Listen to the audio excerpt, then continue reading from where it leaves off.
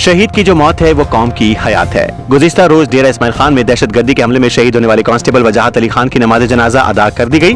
DPO बकर की शिरकत। Report गुलाम यासीन खोकर और आप देख रहे हैं आज तक। आप देख रहे हैं आज तक न्यूज, खबर सच के साथ। जिला डेरा इस्माइल खान में दहशतगर्दी के हमले में वतन अजीज पर अपनी जान कुर्बान करने वाले कांस्टेबल वजाहत अली खान की नमाज जनाजा में डिस्ट्रिक्ट पुलिस ऑफिसर बकर शहजाद रफीक अवान ने कोटला जाम में शिरकत की।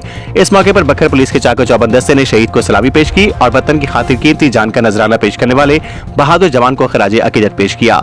डीपीओ बकर ने शहीद की बुलंदी दर्जात और मगफरत के लिए खुसूसी दुआ की और कहा कि शहुदा की कुर्बानियां कभी राया नहीं जाती। उन्होंने कहा कि वतन अजीज की हिफाजत के लिए जानों का नजराना पेश करने वाले जवान पूरी कौम का फख्र हैं। डीपीओ बकर ने शहीद के अहले खाना से मुलाकात की, उनसे दिली हमदर्दी और ताज़ियत का इजहार किया और यकीन दहानी कराई कि महकमा पुलिस शहीद के खानदानों को तन्हा नहीं छोड़ेंगे और हर मुमकिन ताउन जारी रखा जाएगा। आज तक न्यूज, खबर सच के साथ।